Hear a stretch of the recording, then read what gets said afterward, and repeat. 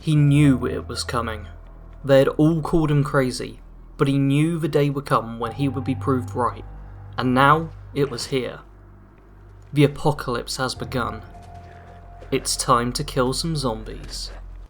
The Ghoul Slayer has a strength of 8, perception, endurance, charisma and intelligence are all at 1, agility of 9 and luck 8. This build will use melee weapons, so a high strength will help us a lot.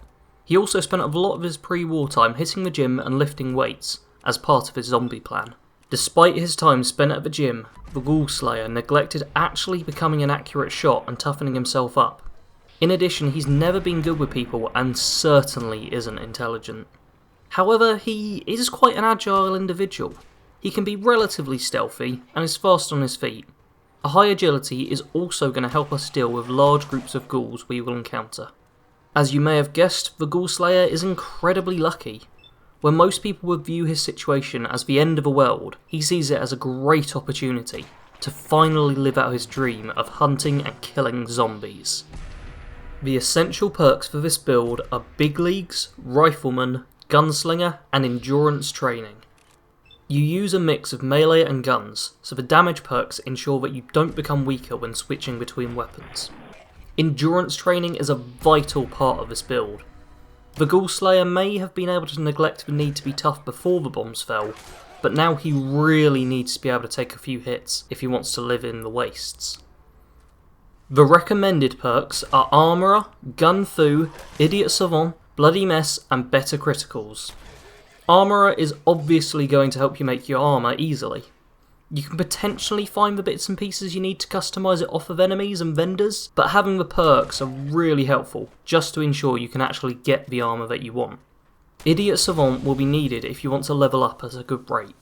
An intelligence of 1 means you will get very little XP most of the time, but with this perk you level closer to the rate of a character with 10 intelligence. Bloody Mess is a very helpful perk for any build that uses a variety of weapons, as it will give you a flat damage boost to all of them. Better Criticals is a great perk for dealing with powerful enemies. It also ties in with Gun Fu to make you absolutely decimate crowds of enemies. Speaking of Gun Fu, this perk will be incredibly helpful when you fight ghouls or any other enemies that come in large groups. If you haven't played with this perk yet, it is incredibly fun, so you've got to try it out. The role-playing perks are Critical Banker, Grim Reaper Sprint and 4-Leaf Clover. These may not seem like the standard style of role-playing perks that I would select, but the main reason they are here is that they let you stay in VATS for extended periods of time, giving you a ton of kill cams. The Ghoul Slayer is definitely someone who would want to look cool in the middle of a fight, so these fit in quite well here. In addition, the perks are very helpful for making you even more powerful in combat, so they're certainly worthwhile grabbing. The Ghoul Slayer grew up fascinated by the concept of zombies. I know that some of you will doubt that a reference of zombies took place in the Fallout timeline, but their timeline didn't diverge from ours until the mid-1940s, and by that point there were at least a few zombie movies, including White Zombie, which was released in 1932, at least 10 years before the split, meaning there was plenty of time for zombies to gain a foothold in media, which can be further reinforced if you listen to Free Dog in Fallout 3, who says, "those old zombie flicks," meaning that not only did zombie movies exist, but some of them even survived for hundreds of years, increasing the likelihood that they were popular and made in large quantities. Now that that tangent is done, let's get back into things. As a youth, all he wanted to do was be a part of the zombie apocalypse. He didn't care about a school or a career. All he cared was that he was ready when the inevitable zombie outbreak happened. He would spend all of his free time planning out how he would survive if an outbreak did take place, or heading to the gym and making himself as strong as possible. After school was over, he obviously didn't have good grades or any idea what to do.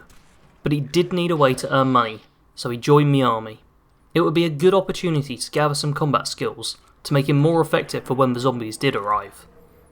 Within the military, his drive and motivation was put to great use. He may not have been the smartest or toughest guy, but if given an order, he would always put all his effort into carrying it out. He was able to carry out a couple of tours before he ended up taking a bullet wound to the head, which came close to killing him and permanently damaged his sight. This injury forced him to spend several months in the hospital, and afterwards he was discharged from the military, as he was no longer medically fit for duty. He worked in a multitude of different jobs once he was out of the military, all low paying and all incredibly dull. The Ghoul Slayer only really cared about keeping himself prepared for when the zombies would come, and he ended up meeting a woman who also shared his passion. She was a successful lawyer who had bought a house in Boston and wanted to start preparing the place for the zombie apocalypse. The two ended up falling in love and getting married, moving in together and having a son. When the bombs fall, they will rush towards Vault 111, hoping that the end of the world will give them a chance to live out their zombie fighting fantasies. The Ghoul Slayer will be joining both the Minutemen and the Brotherhood of Steel. The Brotherhood will rid the wastes of ghouls and other mutants, so they make an ideal choice for him to side with. He also shares their hatred of ghouls, so they even have something in common. The Minutemen help to arm all of the settlers against the ghoul threat. The Ghoul Slayer will see this as a great way to stop them from taking over. Grab anyone you can who can wield a gun and watch your back. In the wastes, you'll need all the help you can get. MacCready is an ideal companion thanks to his companion perk, which will boost your headshot accuracy. You can also increase the defensive capabilities of your settlements by sending companions you aren't using to defend them. The main weapons for this build will be a combat rifle, combat shotgun, .44 pistol and assaultron blade. In terms of legendaries, you will want to keep an eye out for Ghoul Slayer's versions of each of these. But as there is a good chance you won't get one, just use the best legendary variant you can get your hands on. I personally went around with the Overseer's Guardian, Justice and the Gainer. The mix of weaponry is great for dealing with various enemies at different ranges.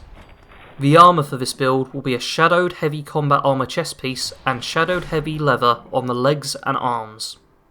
I'd recommend making all this ultralight, but you can go for any additional mods you want. Underneath this you will wear road leathers. In addition, you will want to grab a grey knit cap. This gives the build a bit more of a unique look, and also gives you +1 to your luck.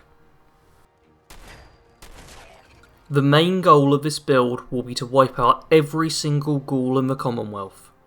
The Ghoul Slayer really believes that he's living in some weird form of the zombie apocalypse. He will convince himself that every ghoul must be killed in order to survive. And there is a real theme of progressing to survive. Helping the Minutemen will grant you safe havens in the world, getting the Brotherhood on the map will make it so that abominations can be killed more efficiently, and as you progress through levels you will continually get stronger and become a more effective ghoul slaying machine. I would also recommend playing this build on survival mode, if you're up for the challenge. It really helps to get into the mind of a Ghoul Slayer, as the world truly is dangerous, and wiping out all of the ghouls makes a lot more sense when they pose a serious threat to you. Thanks to all of you who have watched this video to the end. You should feel proud of yourselves. Make sure to hit the like and subscribe buttons if you haven't already, and comment below with your thoughts on the build. Share this video around with anyone you know who has a zombie plan. You can probably tell which of your friends have one. I'll see all of you in next week's build.